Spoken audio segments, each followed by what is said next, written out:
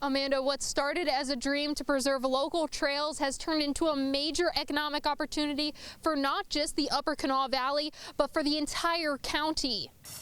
Amanda, football players on the Point Pleasant High School football team went to bed on Friday in the playoffs, and by the time they went to bed on Saturday, they no longer were. However, Point Pleasant High School is working to make sure that their student athletes get their shot. Absolutely, Amanda, but this game means more than just the Sun Belt Conference. Fans told me that tonight is the night to earn the ultimate bragging rights, as the winners of tonight's matchup can also call themselves the champs of the Mountain State. Absolutely, Amanda. When I spoke with Coach David Thompson earlier today, he told me that he was going to keep his team practicing. And as you can see behind me, he is doing just that in anticipation for a hopeful playing game against St. Mary's. Prior to this season, Tulsa hadn't made the playoffs in 5 years.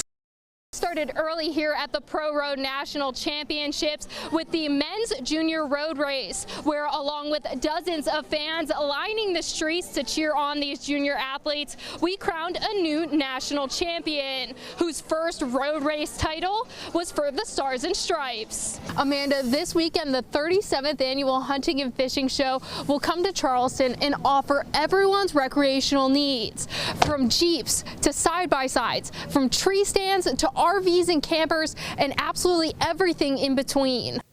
Amanda, what started as a dream to preserve local trails has turned into a major economic opportunity for not just the Upper Kanawha Valley, but for the entire county. Chris Ingram and Eric Larsh have lived in the Upper Kanawha Valley their whole lives and have spent almost as long riding the local trails. So we've been lifelong enthusiasts of outdoor rec and mainly ATV and UTV travel. We are actually from Kanawha County and residents, and have enjoyed most of our lives doing outdoor travel here. And then in 2021, they decided to take action, creating the Appalachian Outlaw Trails to keep the trails open to the public. Think of another outside company that's not, West Virginia based, that knows how West Virginia people are, to come in here and kind of maybe take that away and do it their way. It didn't sit right with me, so it was super important for me and Eric to get on board and to try to preserve our local riding area. And it's expected to prop up the economy of the entire county.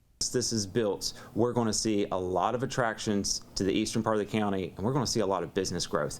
That's the important part of this. And preserve the memories and the legacy of the trails that have meant so much to so many people. And so our true goal was to provide a wonderful experience for everyone and essentially keep the area open. The trail system is currently in its first phase, with the first 2,000 acres hoping to be completed in the spring of 2026. In Quincy, Riley McIlmoyle, 13 News.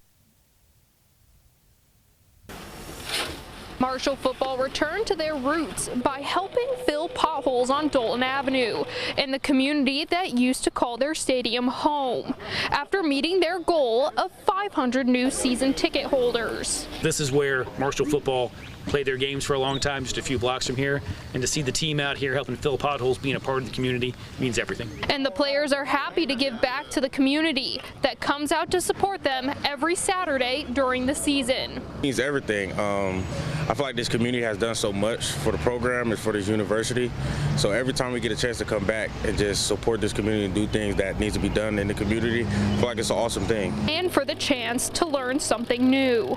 About it, I like it. I mean, it's always good to try something new, and I'm glad it was just for the community, really. So it worked out both ways, really. I learned something new, and I help others. So. And head coach Tony Gibson is proud to see his players working just as hard as they play. But they're doing a great job, and for them to come out and give their time up, I really appreciate that. Dalton Avenue is one of 4 sites where players are pairing up with the Public Works Department to fill potholes like these. And Marshall's athletic director says they'll continue to find ways to support their city. We painted fire hydrants, now we're paving the roads, and we're not done giving back. We're going to continue to think of ways that we can be a part of this community in a meaningful way, and I know our kids will rise to the occasion and our coaches will continue to support it. And the Herd is looking forward to making their community proud in the upcoming season. Our job as this football team is to give back to so many people that have given so much to us, and we don't take that slightly, and we're ready to represent the Herd in the city of Huntington. In Huntington, Riley McIlmoyle, 13 News.